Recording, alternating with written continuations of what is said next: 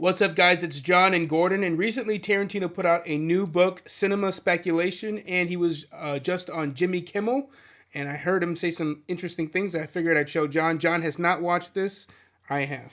Woke me up from sleep. You said that there are very few perfect movies, and one of them is Texas Chainsaw Massacre. Yes. Which surprised me, you know. And what are the other perfect movies? He said Texas Chainsaw Massacre is... That's wild.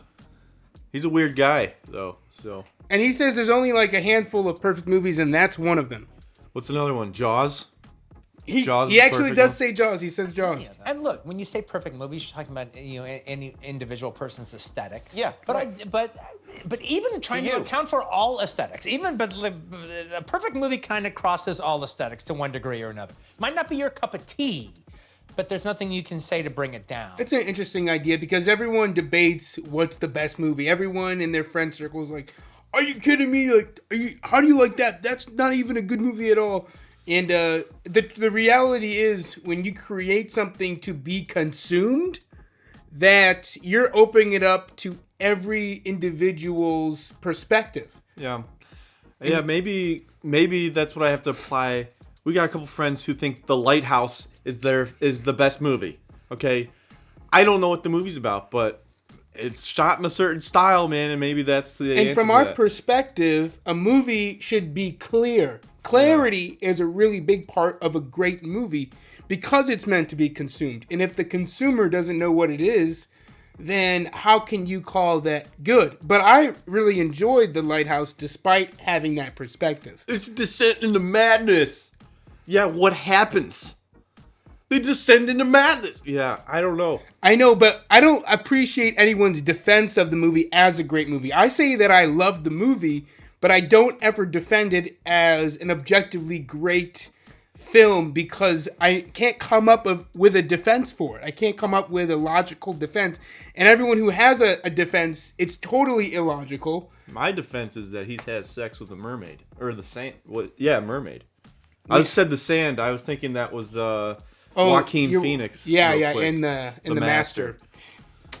I think Jaws fits into that. Mm-hmm.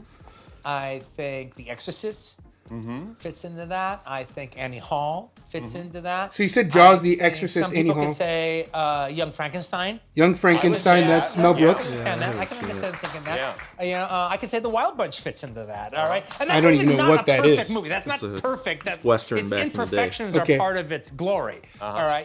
So let me take The Wild Bunch off. All right. But okay. No, Just strikes it from the point, record. though. This is actually a huge thing. Like, Kanye West says he came up with the idea for Django Unchained, and immediately people were quick to be like, there's absolutely no way. And then I believe they're quoting Tarantino right here in this interview, and they went off like, Tarantino completely denies it. Now, watch and listen and make your own judgment, but we're going to talk about it. Yeah. About this, Kanye West said that he came up with the idea for Django Unchained. Is there any truth to that? Okay, well, there's not truth to the idea that Kanye West came up with the idea of Django, and then he told it to me, and I go, hey, wow, that's a really great idea. Let me take Kanye's idea and make Django Unchained out of it. That didn't happen. Okay. I'd had the idea for Django for a while before I ever met Kanye. He wanted to do a giant movie version of College Dropout. Not videos. Oh, no, that's nothing as crass as videos. They were movies. Justin Bieber did that for one of his albums. And it was actually a really cool Was thing. it Purpose? I think it was Purpose. Great album. And Changed everything. He used like real dancers, and those were the subjects of the music videos. And saying that out loud, it sounds like, well, of course, Gordon, but most music videos feature the artist. Justin Bieber he might have been in one or two, but it was generally that they had hired like dancers to portray characters, and their dance was a part of the characters, and every character had like a different way, different movement. Sure. And Sia's done that a lot, actually. She used that little girl, right? And she even had one with Shia LaBeouf in it. Yeah. But Justin Bieber did it for his entire album, and I wonder if he got that idea from Kanye, actually, now. He did have an idea for a video, and I do think it was for the Gold Digger video, that he would be a slave. It was very funny. It was a really, really funny idea. It was a funny slave video. Yeah, it was. I mean, yeah. Well, I wish he had done it. It sounded really cool. Anyway, that's what he's referring to. Gotcha. So it starts with the media portraying it as an outright rejection of what Kanye said.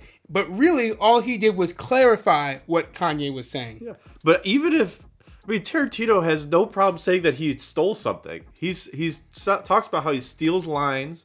He steals like moments in movies and he just does them again in his movie. So I like, And his whole thing really is that respect that. His whole thing is that he does it better, right? Yeah. And who cares if he did Kanye do that video? No, he didn't do it. So, I mean, obviously you want protection of intellectual property, but you know, it's like, of course Kanye doesn't know that Tarantino already has this ideas, and I've had this happen to me before where I clearly was already going to do something, and then I'm in a conversation with someone who says something similar, and then I go to make something. We have a short that's that exactly. Yeah, that. I go to make something, and the guy's like, "Oh, you guys made my idea."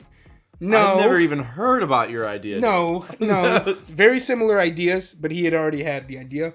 He's not calling Kanye a liar. He's just saying Kanye didn't know they had already had the idea. What's the biggest movie, the most well-known or well-respected or whatever movie that you've never seen? What do you think he's going to say? Citizen Kane. Absolutely not. He saw that. He could say Avatar. He shouldn't watch Titanic. I don't know, James Cameron stuff. I'll say this. It's something that I haven't seen, and every time I tell people I haven't seen it, they're shocked because it's on TV every year. I've never seen Sound of Music. What? Yeah, I've never seen The Sound of Music. He doesn't need to see it. Sound of Music. Yeah. But everyone says it's great. My girlfriend keeps trying to get me to watch it. Don't need to see it. I think Kanye, he's getting so much bad rep. It's kind of wild. I think he's obviously said some stupid stuff. There is no doubt about it. But it's like that point that Dave Chappelle said about Martin Lawrence. He said that the worst thing you call somebody is crazy. And that's what I think people are doing to Kanye. He's been doing that. People have been doing that to him his whole career. And yes, he does. He's very abrasive. He's whatever.